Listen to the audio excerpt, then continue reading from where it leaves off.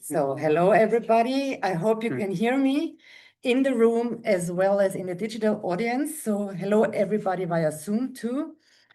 It's almost the last event in this great HEAS semester. So we had fantastic talks already. And on, just to announce it again, the upcoming Thursday, we have the keynote talk followed by a HEAS summer party. So our keynote talk is by Necmi Karul from Istanbul University, and he will speak this Thursday in the Academy on these fantastic new finds at Karahan Tepe and related sites. So, but today we are blessed and we are quite happy to have Paolo Biagi with us. Well, Paolo is a well-known researcher in, let's say, Mediterranean, Near East, or let's say Southwest Asia, including Caucasus, and faraway regions, including Arabia. He worked on mostly, let's say, later Pleistocene and earlier Holocene cultural stories, histories, and he is an expert not only on lithics, also on midden shells, as we will see quite soon.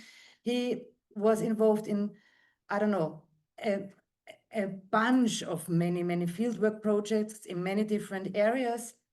And in his career, I think for us in Vienna, it's quite well known that he was a professor, he was the full professor for prehistory at the Venice University for quite a long time, almost 2 decades. And before that, he was associate professor for paleoethnology, also in Venice. He was researcher in Genoa. He was curator in the Museum of Brescia, and he did his undergraduate and graduate studies in Milano, Italy, and before he moved to London, where he did his PhD in, I have to say, in 1981. So, well, Paolo is a famous researcher in our field, and we are quite happy to have him here now in Vienna. Paolo, the stage is yours. Welcome.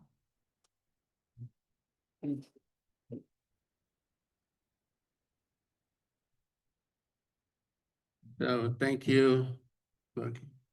So thank you very much. Thanks to Barbara for the invitation. This beautiful institute full of researchers and a lot of facilities, which I liked very much this morning. Never been here before. But my paper today is on the Arabian Sea coast and about the work we did since the end of the 80s, first in Oman, that is the western coast of the Arabian Sea, and then to Pakistan, that is the northern coast. So I have divided the paper into two different sections, so you can have an idea what we did since the 80s in Oman. So old pictures, so we see the old Oman, what it was like years ago. I have no idea what it is like now. And then we moved to Pakistan as it was until a few years ago. So why it doesn't go down? No, with this one. I have to use another one. Oh. We'll start here first. Okay. No, So now works. So fine. So we started to work. I mean, the Italian Archaeological Commission started to work in Oman mainly for political reasons, because okay, Iran now is is known on any television every day, unfortunately for them and for us also. But anyway, the reasons why we moved from Iran to the Sultanate of Oman were political reasons, because of the advent of Khomeini. So the Italian Archaeological Mission was closed. The excellent relationships we had with Iran in those days for a short while finished. So our big boss decided to move to Oman, because Oman was a country of which almost nothing was known. There was a mission by the Danish colleagues working on Bath and working on the Bronze Age and whatever. But anyway, our interest was about the fish eaters. Oman, like the northern coast of the Arabian Sea, was in antiquity was very, very famous because of the fish eaters, which are reported, for example, by the chronicles of Alexander the Great and so on, by Arian in the Anabasis. So here is a shell midden. The shell midden is very close to what it was the American embassy in Oman in those days, and they moved it. Anyway, the landscape I'll tell you about today is roughly this one. This is a map in Italian, but anyway, there's no problem to read it. Muscat, that is the capital of Oman, and it was called the capital area, is the one in the circle. And UK, the Arabian Sea is this part of the Indian Ocean, the northern part. India is here on the right. You see the word Gujarat to the right, and then you see some other words and other names which I'll tell you about today. That is Sindh, for example, the Makran Coast, that is Balochistan, the Arabian Persian Gulf, and so on. See, so I'll show you a few pictures regarding the work we've done and the chronology of the sites, the characteristics of the different sites, the differences between the western coast and the northern coast, and so on. So what are the shell middens? Many of you, I think all of you, know what the shell midden is, you know.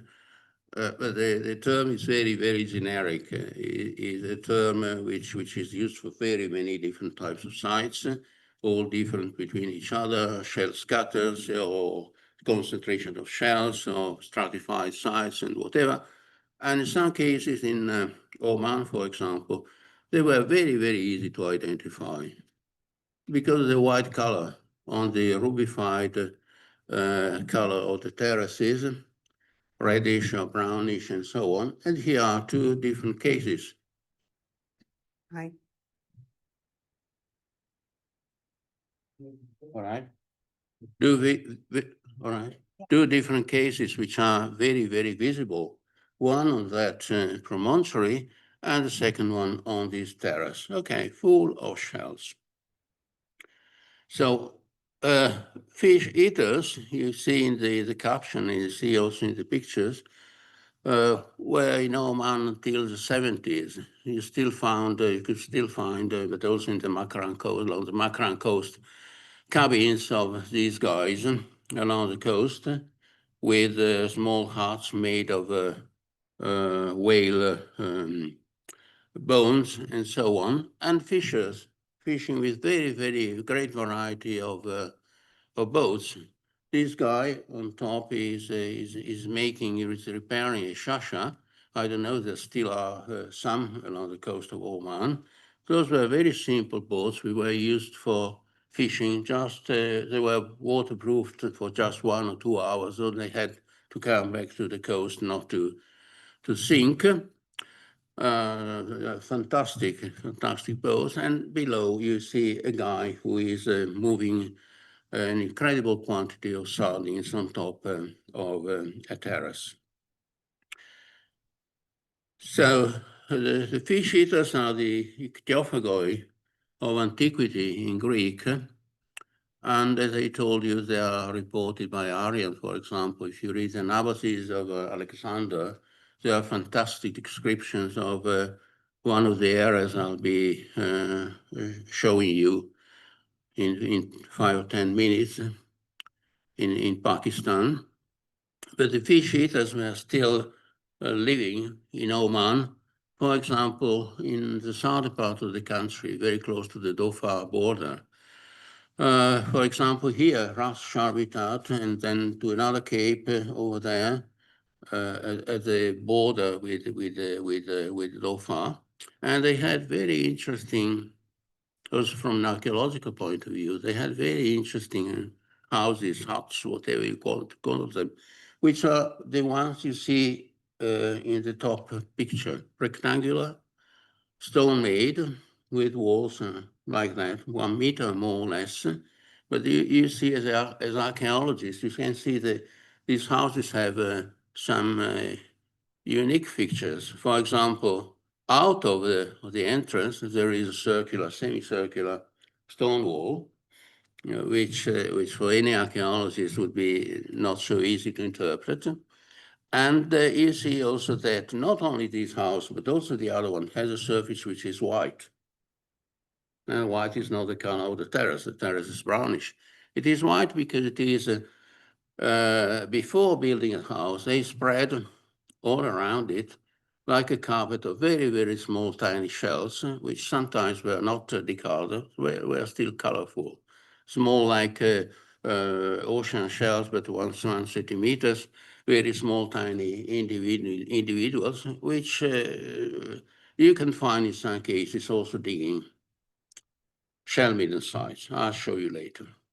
And what about the semicircular? Semicircular, we were told by the locals in the 70s, in the 80s, beginning of the 80s, that the shelter, not the shelter, the C-shaped wall was a shelter for the young males over 16 who couldn't live within the house because they were grown up. So they had to sleep outside, and the C-shaped structure was a shelter against the wind.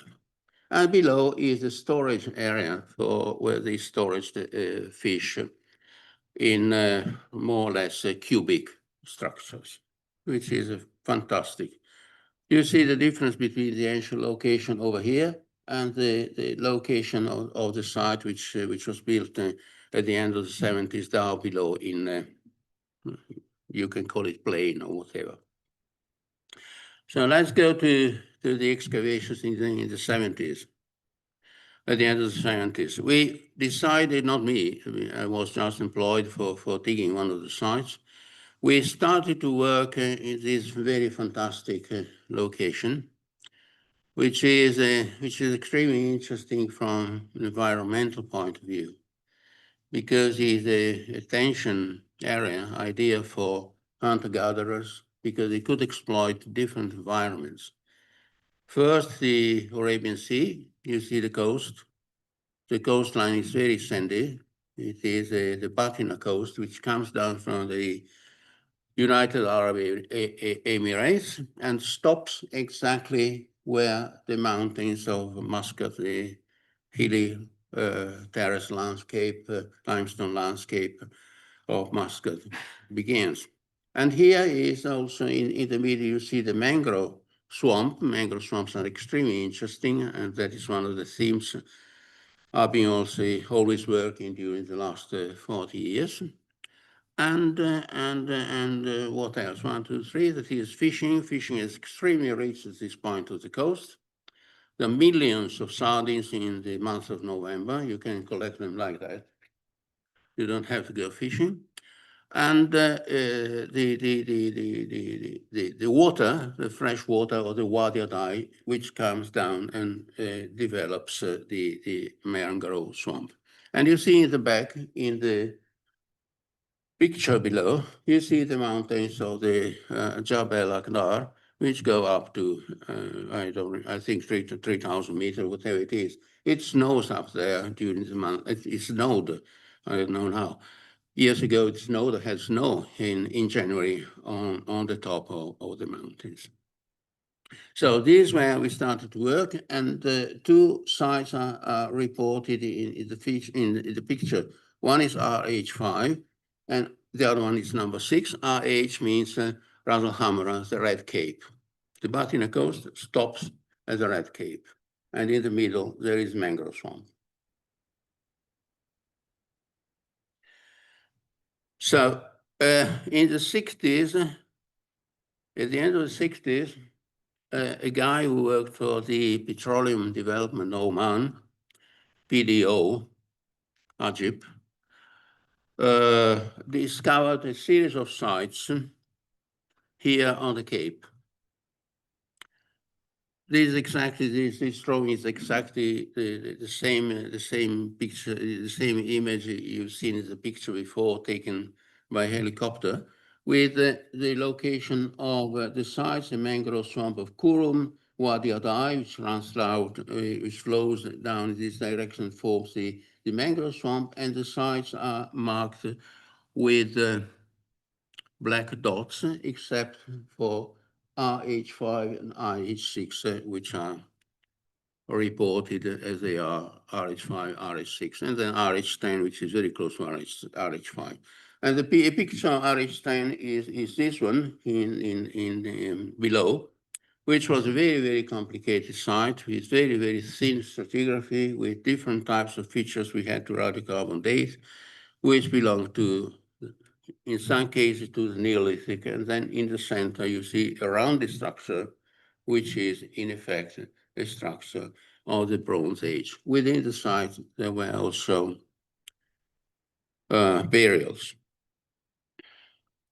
So in Oman, when you did the survey, the first survey down to Dhofar, we found a lot of sites in areas which were supposed to have nothing. In effect, going on the foot and going by car, following the coast and so on, we found very, very many. Dibab, for example, you see this location is very, very beautiful at the end of a wadi. And on top, there's a Portuguese fort, Sur, as it was in the 70s, in the 80s, inside which you see the wall. The wall is a Portuguese fort. And in the center of it, there's a spot. And the spot is Shell Midden, dated to the 6th millennium BP. So starting from the oldest site we excavated in near Muscat at the Red Cape, Ras Al Hamra, we have to talk about RH6, which is a little bit different from the others because it's not on top of the terrace, it's just a little bit below, very, very close to the sea. In fact, the shell midden laps, the sea laps the shell midden when the tide is very, very high. So 50% of the hill is a shell midden, the other part is a natural terrace. And the stratigraphy, I opened just 2 square meters because I didn't want to damage the site at all. So, and find the stratigraphy, what it was like, and it was very, very easy to follow in this case. You see that the layers, the horizons, are very horizontal, except for the left side of the trench.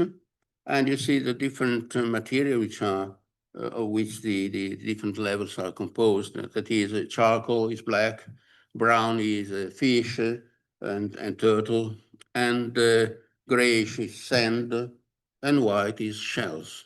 There's a variety of shell species throughout the stratigraphy. Some are mangrove swamp shells, some others are oyster shells and whatever. So there's quite a variation throughout a period of about 1,000 years. So the excavation was accurate, considering the method we used in the 80s. We collected everything, and you see the quantity of material we retrieved from just a couple of buckets from a square meter or less than that. Through also flotation, used the flotation, we collected a lot of charcoal. You see shells, mainly oyster here, but there are also some terebralia, I think, a little in the other containers, and then a lot of charcoal, the black stuff, and so on, fishes over there. And we used this flotation machine. Sometimes we use, just water and nothing else because we didn't want to make too many mistakes. So, from the excavation, we collected also material culture remains.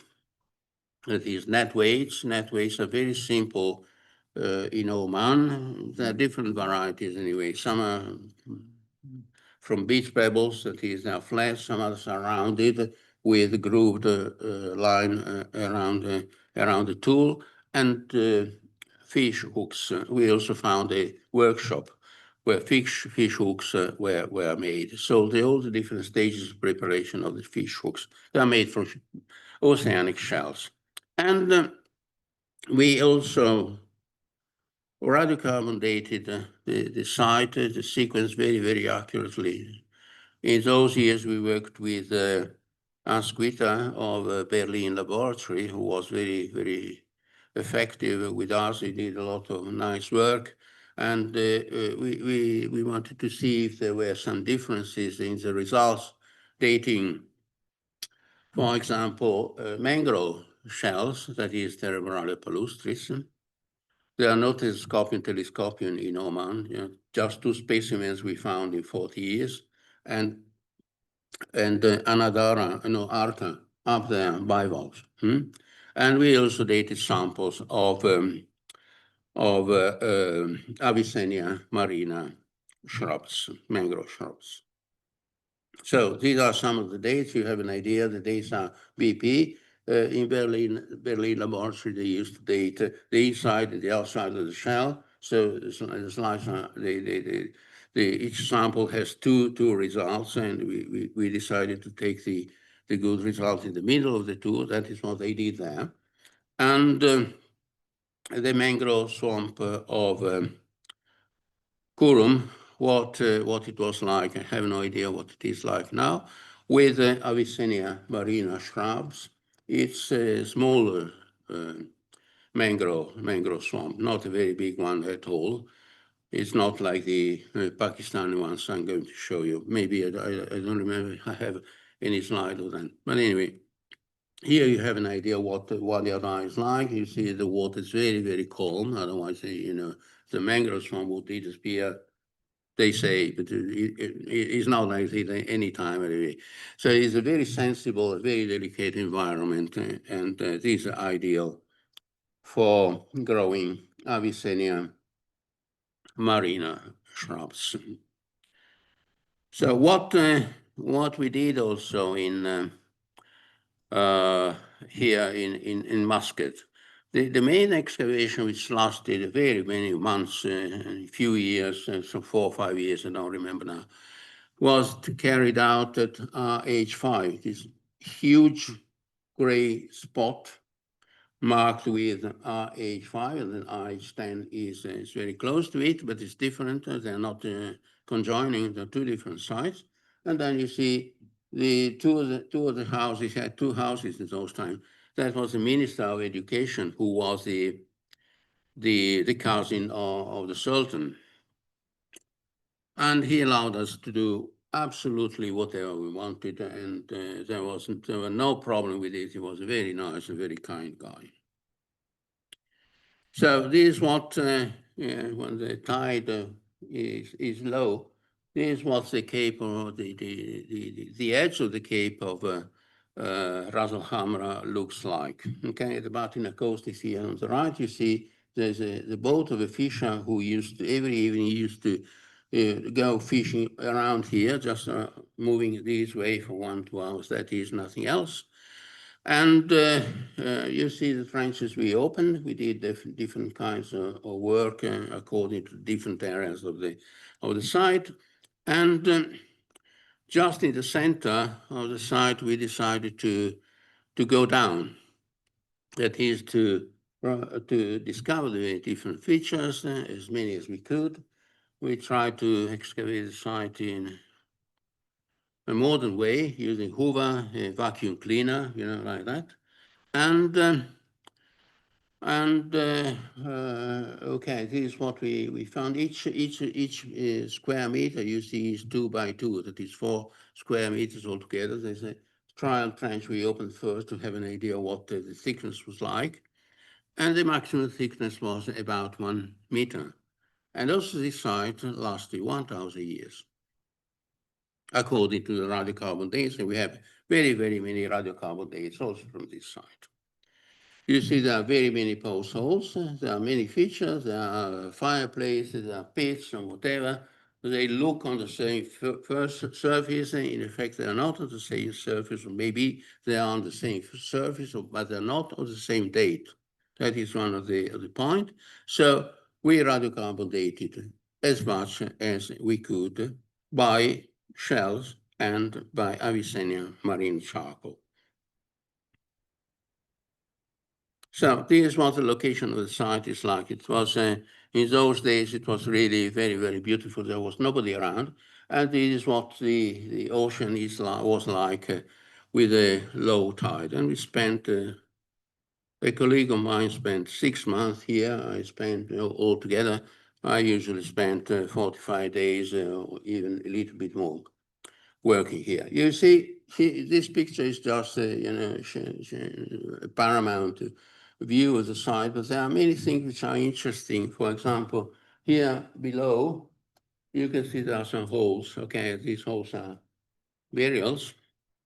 And you see on the terrace where the big trench was excavated, you see that many features are dug out into the bedrock. Some of them are small, like C-shaped more or less, and pits or whatever. How did they excavate the bedrock? We have no idea, because we never found any instrument suitable for removing, for digging within a limestone terrace. So there are many interesting, and here you see the features with the stratigraphy and whatever. All these sequences has been radiocarbon dated accurately. So the way we excavated the site is this one. There were some people from Bangladesh, very, very light people, maybe 40 kilos, whatever they were, who helped us with the hoover. And the hoover is excellent for working, because you have a very, very precise idea of whatever feature you can find. And the hoover the vacuum cleaner doesn't damage, for example, the fish bones. You could find fishes, complete fish on the surface. And it was very easy to recognize the post holes or the pits and so on. So we use this anytime, always. The trowel, obviously, but mainly this one for digging. And the sequence, this is one of the very many sequences we drew. You see how many small fireplaces you see in a trench, which are not continuous. There's charcoal, there is ash, which indicates they burnt different stuff, and they are interrupted, and then they restart again. What they did on any surface which we as archaeologists recognize, we have a very, very little idea, because the kind of features and the kind of fireplaces they open maybe for 1 day or 2 days, I don't know, 1 week, I can't tell you because I have no idea, is extremely complicated. And in the profile, you can see also some tools, like the grayish ones, they are hammerstone. And shells, of course, this shell middle, fine.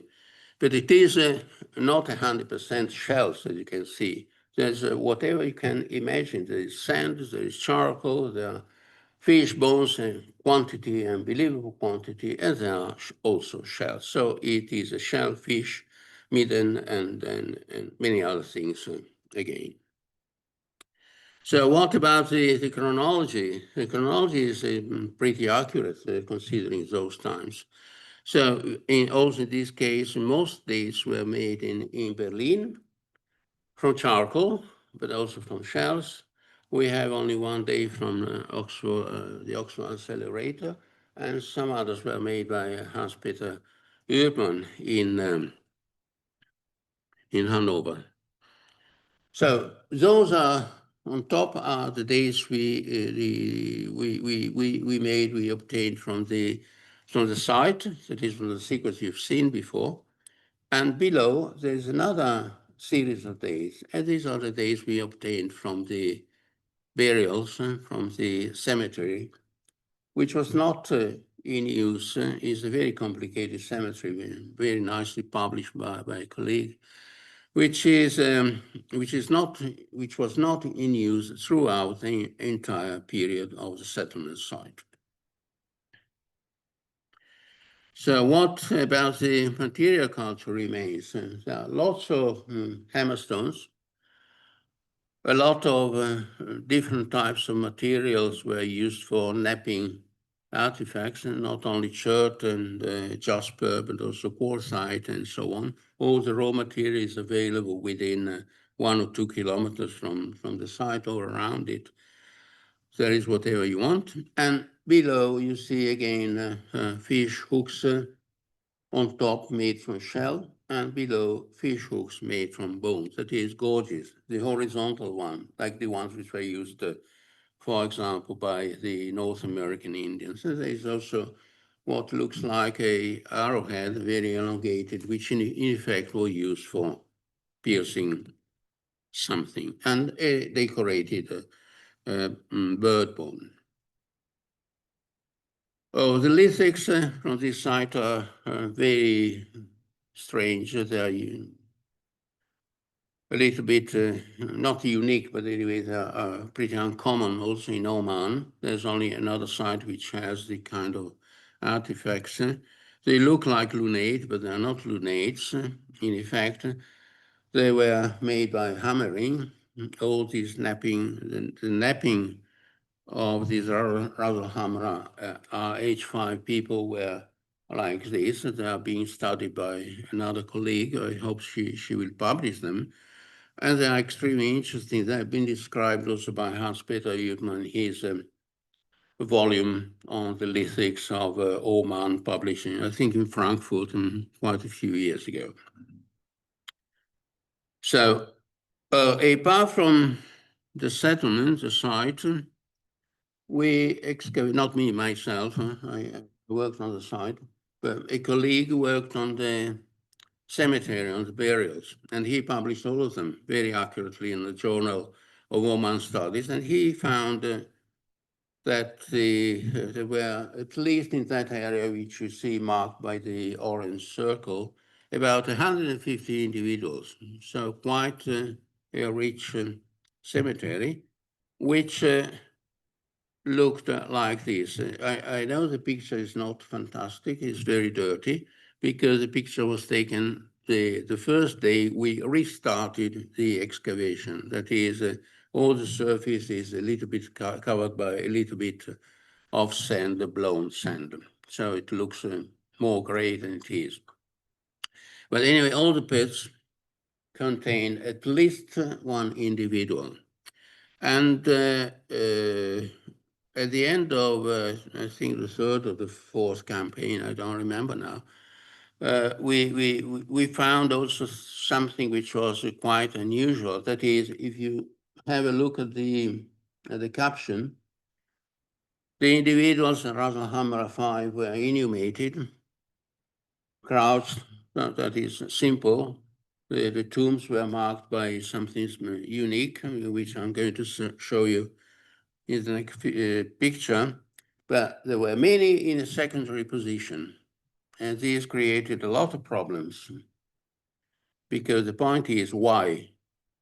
Were these guys from the same cemetery, or were they carried from some other cemetery located along the coast, and this cemetery, this graveyard, had a special function? We don't know. Maybe.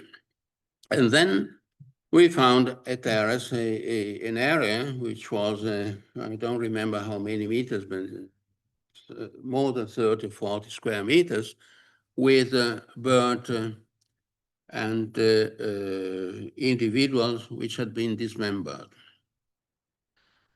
A very strange situation. So 1, 2, 3 different ways of burying these people. And these are 2 of the tombs. Very nice. There were some signals on top of the tombs, which is not so strange also in the European Neolithic. Sometimes you have signals.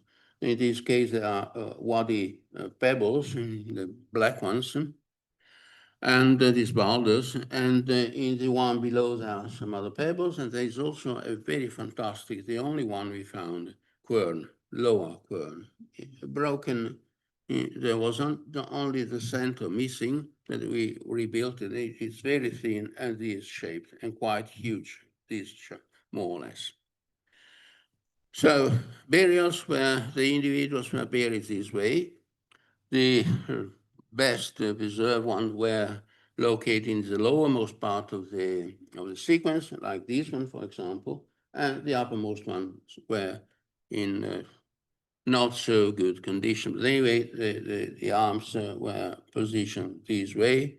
So they're not all identical, but anyway, this is the most common feature we found from the cemetery. And the secondary position ones, so they look like buried into like a small square parcel, with the femurs in the lower part, and then the other pieces on top, the skull and whatever. And that is one of our anthropologists working on one of these burials, of these tombs. And from the burials, from the tombs, we found some of the jewelry or gray goods, whatever you want to call it.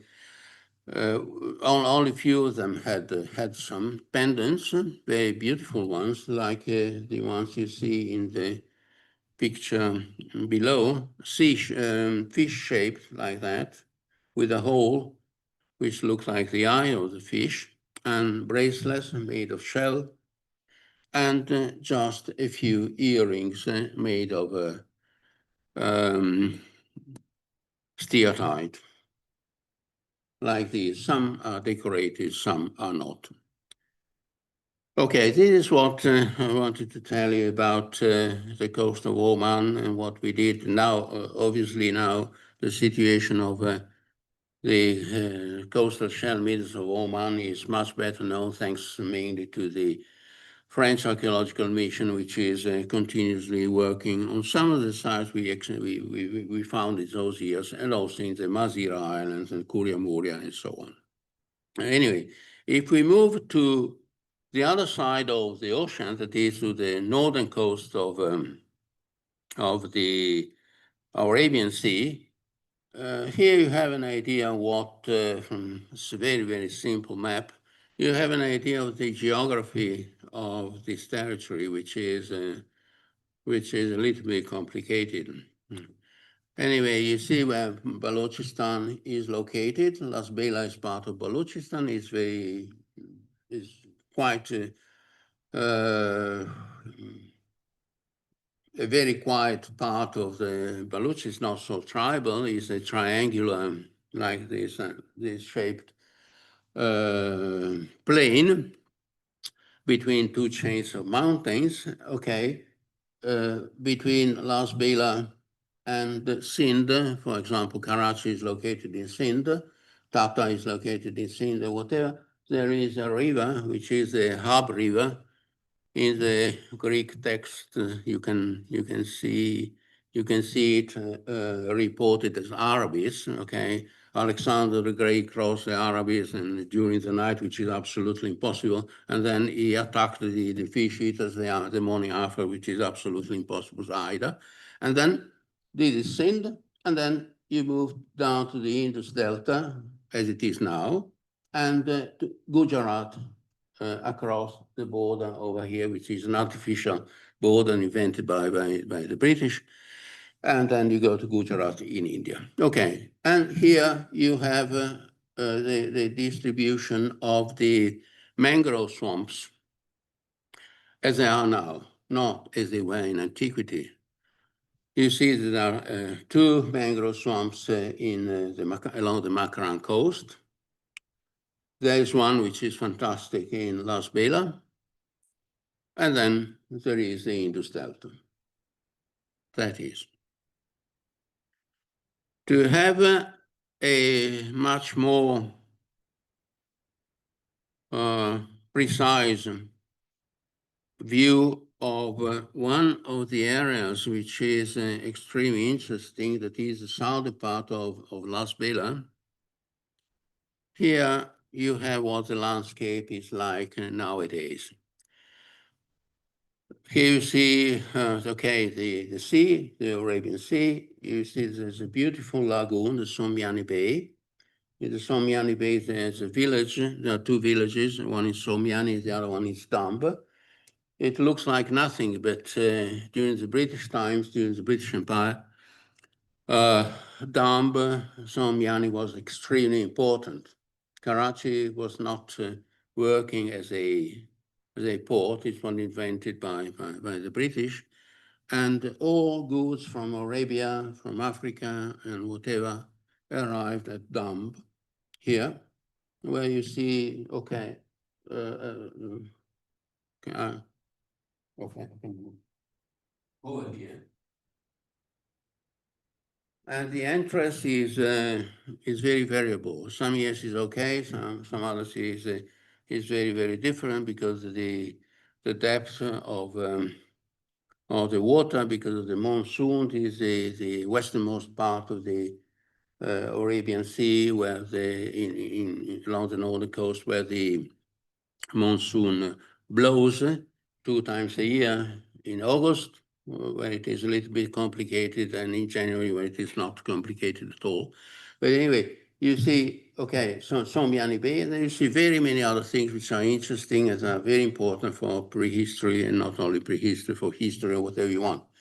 For example, here you have marked the Winter River, which flows down from the Kirtan range, the mountains of the Kirtan, which are this shape. They go up to more than 1,500 meters. And the Winter River was blocked in what we can call medieval times, more or less here, and forms a very beautiful plain. Okay, which you see very nicely cultivated is fantastic. Is this one in green, and in the northern part on this plain over here is located the site of what the archaeologists call Balakot, which is in effect a Kotbala, and which is not on the sea at all. It is quite far from the sea. And then there is something else. There are many other things which are interesting. Lake Siranda. That is a place where I've been working for 3 years. Here you see it as it's the picture has been taken last year, not my picture, it's a Google picture, full of water. In some years when we worked in 2013, 14, 12, okay, for 5 years, not 3, for 5 years, it was empty. Okay, it was just a sand depression without anything at all in it, no water. Sometimes it is full of water. Why? I can't tell you. It depends maybe on the monsoon partly, but it's very, very difficult to understand. For example, in 1915, it was full of water. Now it is full of water. 4 years ago, it was totally empty. But that is, you see the morphology of all these small areas, 10 kilometers, nothing. There's a very, very complicated environment. And then you see that what is called Lake Siranda is separated by the Sommiani Bay, is separated nowadays by the Sommiani Bay by sand dunes, okay? And you can see the sand dunes go in this direction, because the wind blows in this direction. They are quite high. And then to the right, you don't have any sand dunes, anything, just the terraces. And I marked also the green stuff in Sommiani, mangrove swamps. Here, I've been here all around, and over there. And there is one river which is interesting, that is Porali. So mangrove swamps are still there in the Sommiani Bay. Lake Siranda is just, you will see, I think, in 1 or 2 pictures what it is like sometimes in these days. So beautiful landscape, a lot of problems, and very, very interesting. And it is also the place where Alexander the Great stopped, Lake Siranda, well, for a simple reason. You move west of Lake Siranda and you reach the Iranian border. Between here and there is no water. That's why 60,000 Macedonians and Persians died during the retreat. No water at all, nothing. So when we worked on Lake Siranda, we start, you see in this picture, there's no water at all except for that square, which is mine. We don't know if it was opened during the British times or when. No idea at all. Nobody knows anything about it. It's all sand. There's nothing. We could walk everywhere. And we started to find shell concentration and shell middens based on what an American geographer and geologist reported, more or less where point number 1 is marked, about the presence of telescopium. Telescopium is another gastropod, which can be this long, more or less, which is very, very common here, and which is extremely rare in Oman. Why? Nobody knows.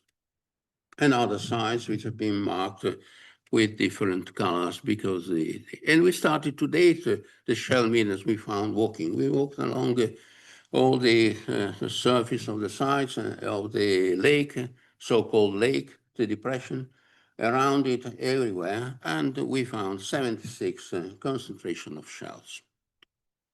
One, the biggest one, is number 29. You see, it is huge. It is a huge shell midden, like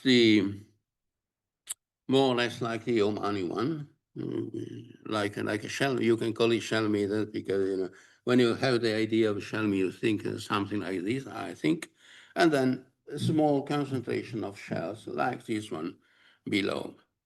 So different types of concentrations of sites distributed in different areas, which can be interpreted in very many different ways according to what we know mainly from the locals of Australia who lived on shells until the 60s and the 70s.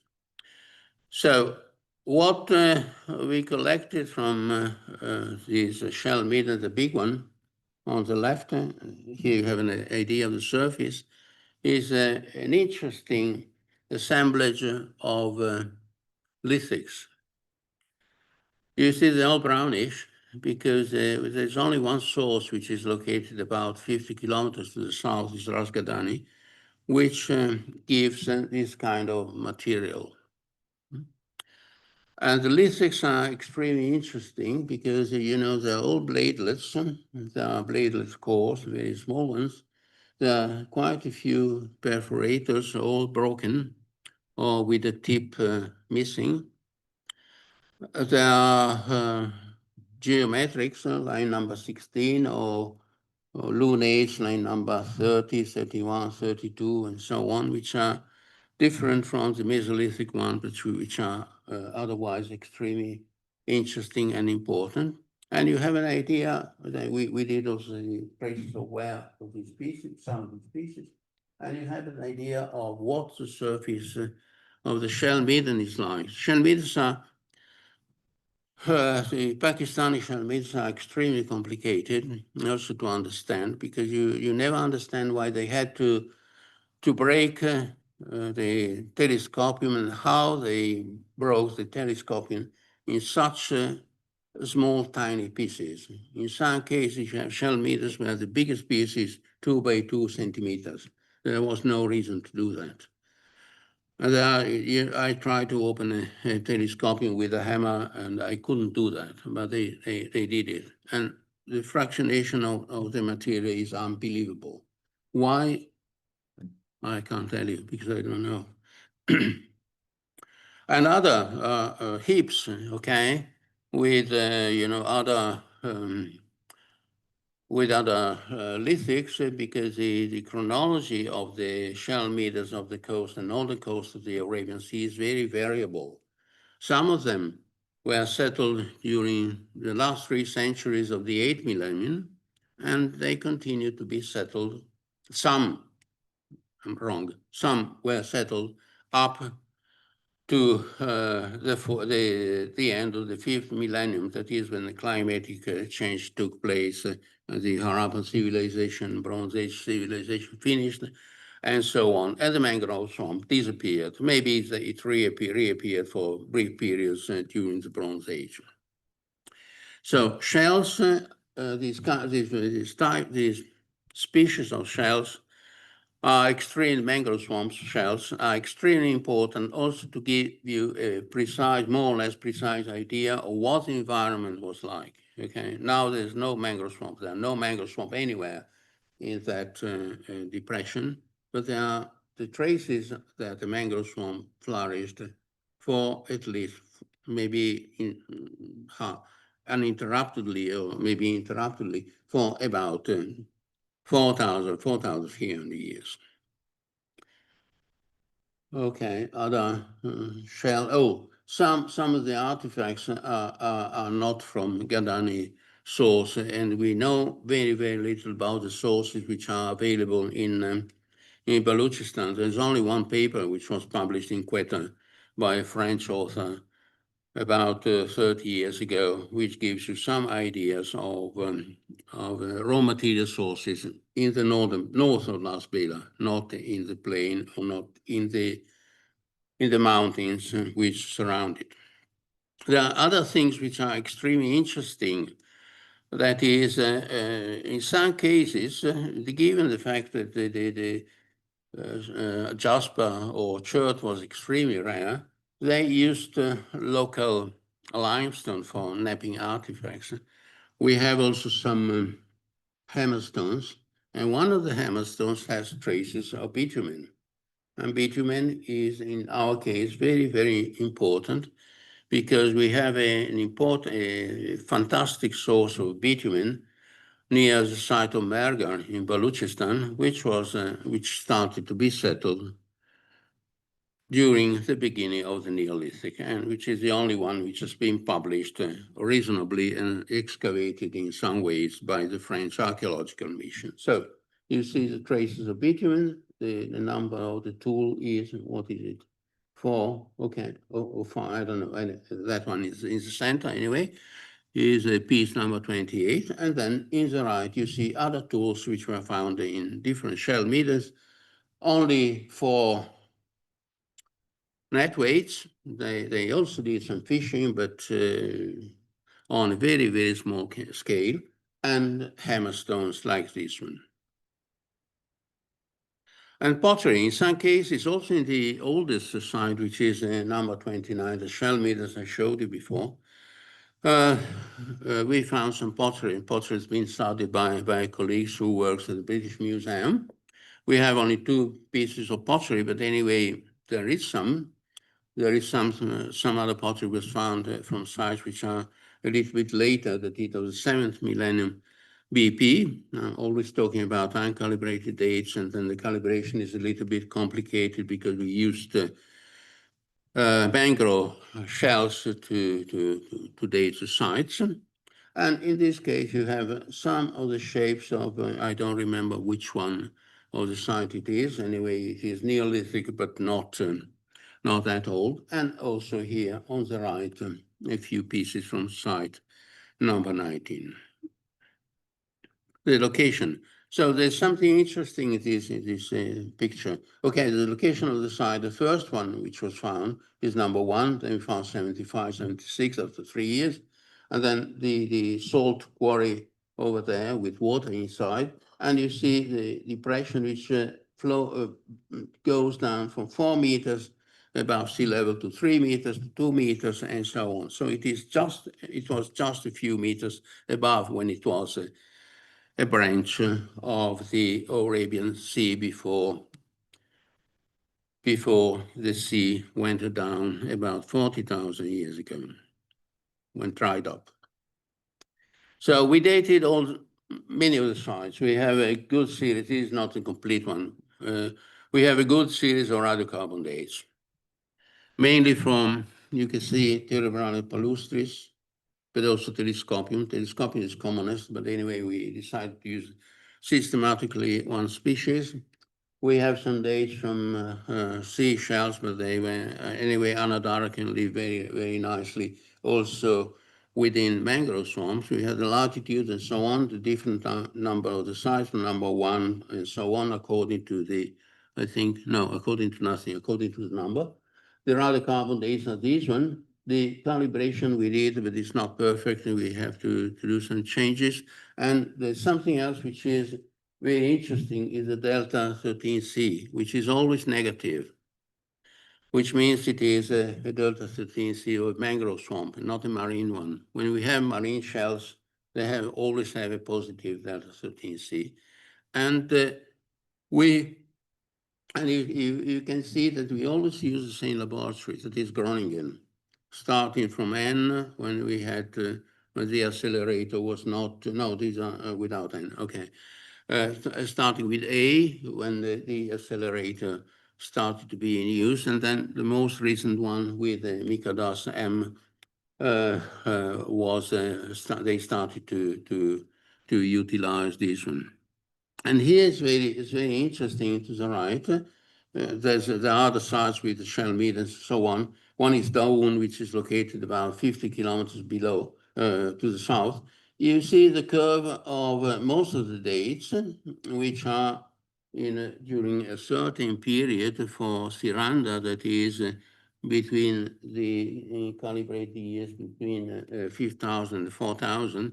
But there's a difference between these dates and those of Daun. That is, while at Siranda, most of the mangrove swamps had already disappeared during the Bronze Age, 50 kilometers south of it, the situation was very different. And most of the dates belong to sites which were settled during the Harappan or Indus or whatever you want to call it, civilization. So if you join the two, you see that whenever you work on different landscapes, which are not different landscapes, which landscapes which to you now look different, they were also different, but in another way during antiquity. So we continued, 10 more minutes, we continued to work in other landscapes because we wanted to know something also about the Indus Delta and the growing of the Indus Delta and the location of the sites. So what we did was walking from Karachi all along the coast, going up to Kota Raja Manjira. Hyderabad is located very close to that terrace. There are flint mines and whatever just to the left of it. And here are the sites which we sampled for radiocarbon dating with shells. Now, some of them are just in the middle of nowhere, just in the middle of the Indus Delta. These are the islands which are reported by Aryan as the islands in the sea. Okay, when Alexander the Great from Patala went down to the sea and he discovered that the ocean was different from the Aegean. Okay, he went down to the island in the sea, the Aban Shah. And other sites are extremely interesting, like Taro Hills and whatever, which are Copper Age sites. They are in islands, islands during antiquity, during the Copper Age. But there are terraces, limestone terraces within the Indus alluvial plain now. And others like this, Calancot. Calancot is a beautiful 16th century city which has never been completed, very close to Tata. And all around it are shell middens. One is pretty huge, this one, with very, very small, tiny pieces of shell. And this one, all these sites have been radiocarbon dated. We have 3 more. Most of them belong to the Copper Age, and it means that during the Copper Age, the people were interested, were sea-oriented also, not only, but also sea-oriented. We have sites which are located very, very close to the sea, 5,000 years from now, roughly. And the last, I think this, no, not the last, but anyway, discovery, which is extremely interesting, is a terrace, that one, where we collected pieces of lithics, among which are geometrics, and shells, mainly oysters, but also mangrove swamp shells. We left all the stuff in situ, but we were capable for the first time to radiocarbon date geometrics, which are extremely interesting, extremely important. We also had a guy, a colleague, did the well traces of some of these lithics. People settled went there, I don't know how long they settled, but whenever you have a terrace which is 4 or 5 meters above the Indus Plain, which is more or less 8 meters thick, you always have artifacts, you always have lithics, you always have traces of Neolithic, or sometimes when the terrace is fortified, delimited by a wall, copper age stuff. So this is what we have. You see that the lithics are different from the ones I showed you before. I mean, the material is different because it is far away from Gadani. Gadani had a distribution radius of about 50 kilometers, not more than that. And dating again, all the sites I showed you before have been radiocarbon dated. So we have an excellent, reasonable at least, not excellent, sequence of radiocarbon dates all along the coast and on the coast of the Arabian Sea in Sind and part of Balochistan. So to conclude, it's been extremely interesting to see when we were working just a few years ago, and the French colleagues, we are also in touch because sometimes they were working within sites which I had discovered 20 or 30 years before along the Jalan coast, okay, Charpentier and Berger and so on. So to compare our results, and exactly during the same year, that is 2013, we reached the same, this is Oman again, that is the area I'm talking about, we reached the same conclusions, more or less identical. That is, along the Jalan coast, you have shell middens, okay, and the Neolithic shell middens in most cases are located a little bit inside, in the interior. This is Shuaibia, along the coast of Oman. Ras Reed, Ras Al Kaba, all sites which have been discovered in the 80s, at the end of the 80s.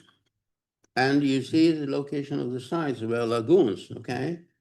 There were rivers bringing water until the disaster, climatic disaster, which happened about 4,000 years ago. And the location of the sites is more or less identical to the one we have around Lake Siranda. Lake Siranda, which is called Siranda nowadays Lake, it was not a lake at all. It was a lagoon. It was a lagoon of the Arabian Sea, and the mouth was open toward the sea. It was open here. If you move to Ras Al Kaba, KHB, that one, you see the huge depression which goes down. That was a lagoon with mangrove swamps and so on. And if you move to Ras Ruiz, RWY, and so on, it is identical, the same situation. So the same results we had from Lake Siranda, radiocarbon dating the sites and discovering and analyzing the location of the sites is roughly identical to what our friends from France discovered in Oman. Okay, thank you.